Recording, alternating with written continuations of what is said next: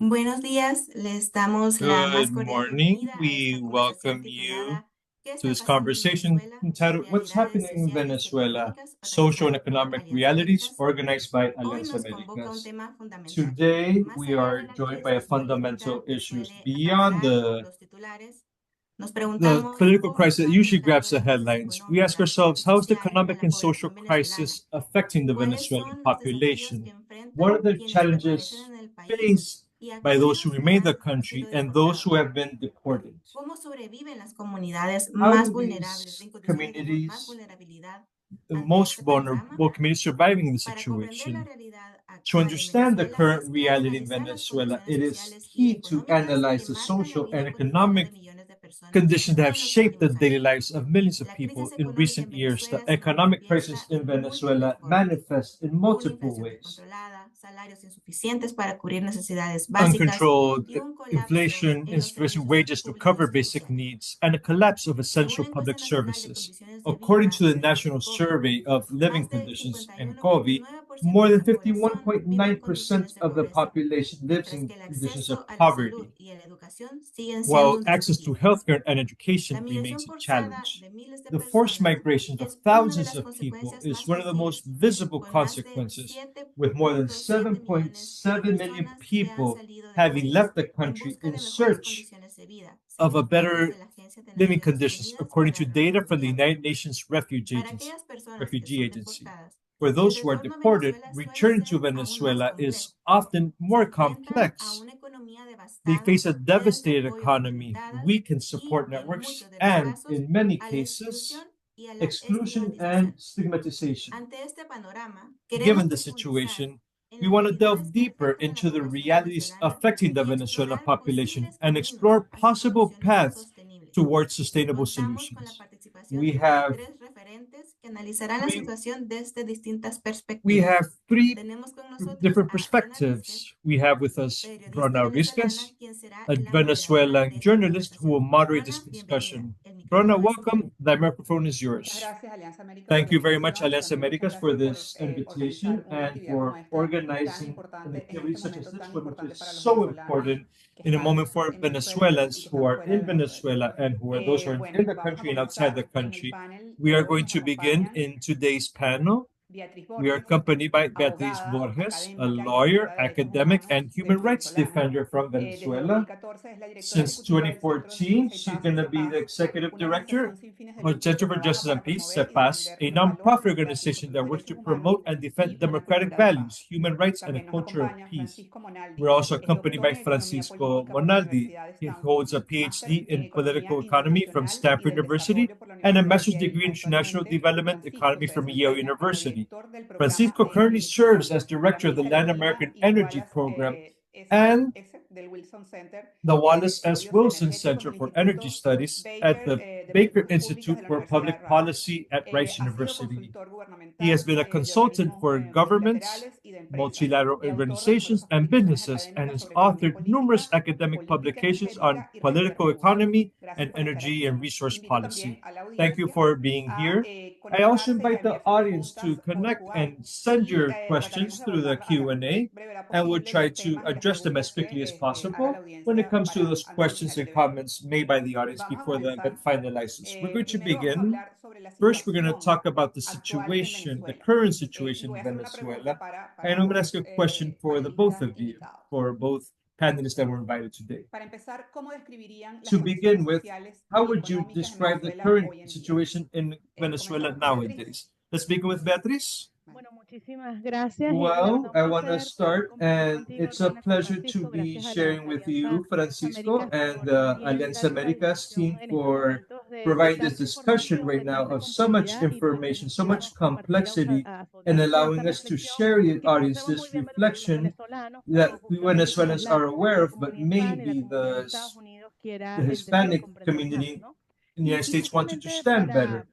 And to precisely to, I think that this phrase of socioeconomic conditions does not describe the complexity of the multidimensional crisis in Venezuela. Why it's political, why it's economic, why it's humanitarian, from a point of view of international rights, is very complex because it includes all the branches: human rights, refugee, international migration rights, international penal code, humanitarian rights, and we placed it or anticipated in 2015 when the indicators were showed as a complex humanitarian emergency, and this is precisely that this diagnostic to explain why it's so complex beyond a political or simple political or humanitarian economic crisis. Instead, it's a multidimensional crisis that has the international mechanisms that are activated. For example, the international Venezuela that unfortunately has a political basis that's sustained by the serious human violation rights that also crimes against humanity, and also has a broad crisis political context in CEPAS since 2014. We documented the political prosecution in Venezuela, and we understand the basis of political crisis as a part of the permanent to stay in power, and the commit these violations to human rights, and they maintain this crisis within purpose. So in public insecurity or food insecurity, everything has an effect. The conditions for the living conditions of people in Venezuela is based on a decision that Francisco will discuss this further on, because it has economic explanation, but it has implication about human suffering. The government so far says it's because of economic sanctions and the economic crisis, but effectively there's a deliberate purpose where there was a collapse of the public services. As a matter of fact, the crisis existed before the sanctions in Venezuela. So the severe poverty in the population that existed for over 25 years of degradation has taken the population to suffer massively. And we have a person that once visited us from an international organization and told us the sensation I have here as if there hadn't been a war took place, but you haven't been through a war. But nowadays in Venezuela, we have approximately 90 million people that require humanitarian assistance, that they lack proper access to essential services. And besides this occurred for many years, because in 2015, but since ever 2017 and before, we started to see the crisis not only in Venezuela, but throughout different parts of the world, with 7.7 million Venezuelans that have left the country, generating one of the greater migration crises throughout the world. So if we see it in dimensions, 1 of every 5 Venezuelans had to migrate by force, and 1 out of 7 Venezuelans needs humanitarian help or humanitarian assistance. So definitely when somebody hears the topic that things have improved or the situation has changed in Venezuela, unfortunately, it's still worse. And from the point of view of human rights and the point of view of political prosecution, and then the electoral period from last year after June, July, the prosecution to political leaderships, to dissident people, to people that exercise their rights and demand their rights, it has been massive, but has also been selective. We see the information of determining the facts that issued by United Nations to the Human Rights Council, and it has had an effect, a very strong effect, in what has been the intimidation and the fear generating the population, and also an increase in the number of people who want to continue exiting the country. So the situation is very complex in Venezuela.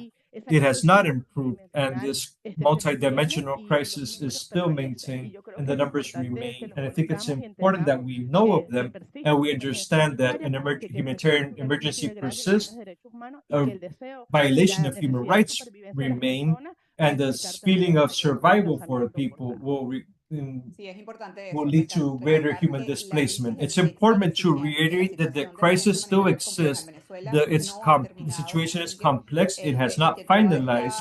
and that all this version this narrative that Venezuela has fixed, it's not truly how it has been. There's many people are still in critical situation, and the majority of citizens that don't have access to services, the services have worsened. For example, rationing of electrical energy are worse and more frequent throughout the country, especially in Caracas, where they decide to reduce the workforce, the work hours for a few hours, and this took place a few weeks ago.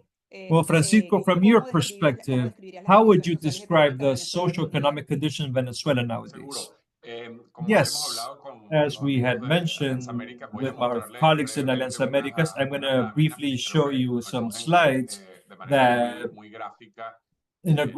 they graphically explain what's happening in the country. The first thing I would like for you to see on the right side is what has happened with the GDP per capita, the per capita income, if you wish. In the case of Venezuelans, here we can see Venezuela was facing difficult times during the 90s that led to Hugo Chavez being elected, and then you can see the political crisis that led to a petroleum strike. But there was a great recovery because the oil prices reached historical heights because of the demand from China. And that led to a certain boom, in particular with the consumption in Venezuela. There was a period of certain prosperity, but once the prices went down because of the absolute dependence from Venezuela from petroleum and the fact that they had taken a number of measures that seriously deteriorated the social economic structure of Venezuela, for example, massive seizures of properties and regulation of prices and controlling the currency exchange that led to the collapse that you're seeing. And as you can see here, just like Beatriz mentioned, the collapse began way before the sanctions that took place in 2019, 2020. As a matter of fact, from what we've seen, starting from the recovery post the pandemic, there was a slight recovery in Venezuela, but it fell 75%. It's the 1/4 of what over a decade ago. And a good part of that history has to do with the fall of the oil prices, but also because of the fall of the oil prices. I'm not going to enter detail, but as you can see, the dotted line, what should have been the petroleum production in Venezuela, they had taken the measures necessary from the Chavez and Maduro government, and what happened in reality, a collapse in production, because as you can see, it's very similar to the economy as it's. And it's true that starting in 2019, there's an impact on the sanctions. And here you can see it, that in 2019, you start seeing these. You close the markets, the U.S. markets closed for the Venezuelan petroleum, and it has to do because of COVID and because of the sanctions, and there's a recovery.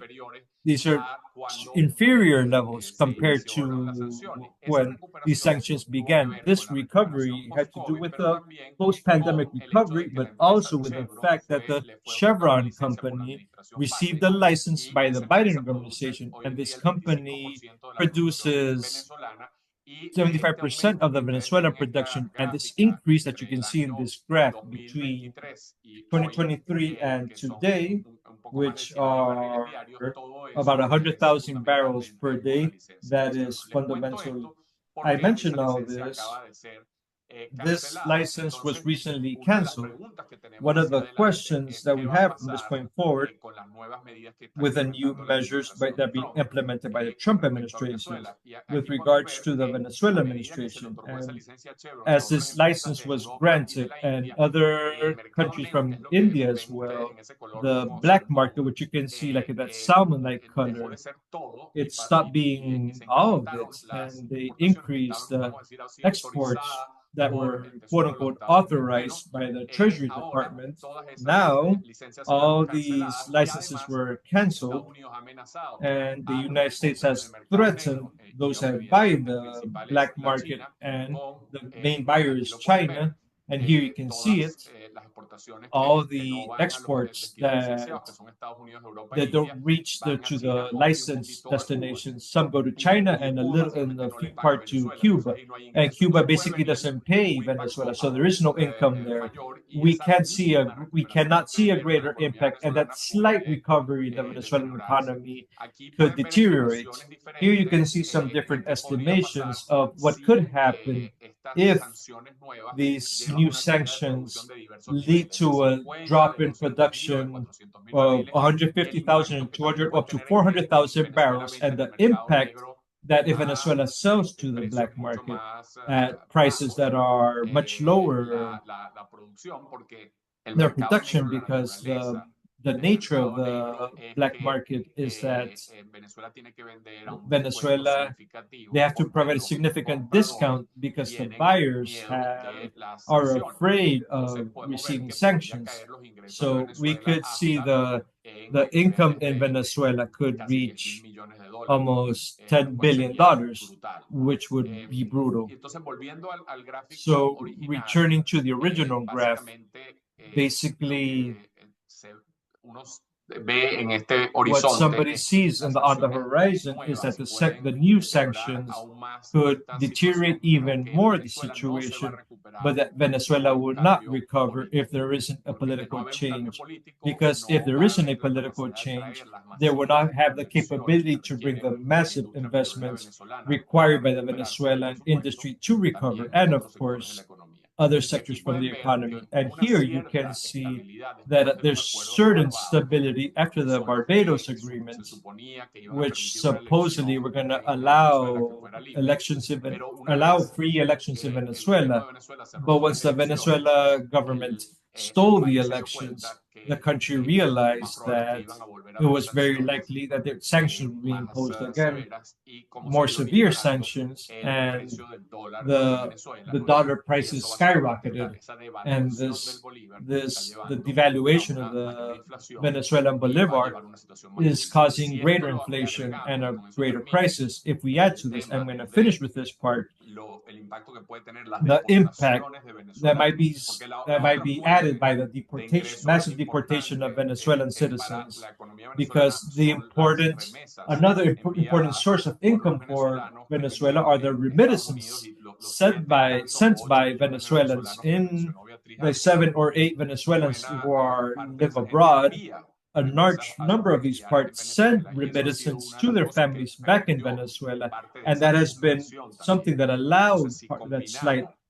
recovery. So if we combine sanctions with deportations, we can see a very problematic mixture for the population that could lead to, well, the levels of poverty are very high, but that slight recovery that existed would disappear. But as a matter of fact, the recovery has been concentrated in just a few geographic sectors throughout the country, and especially in the more favored classes and not in the popular class. So this is a very potentially dangerous mixture.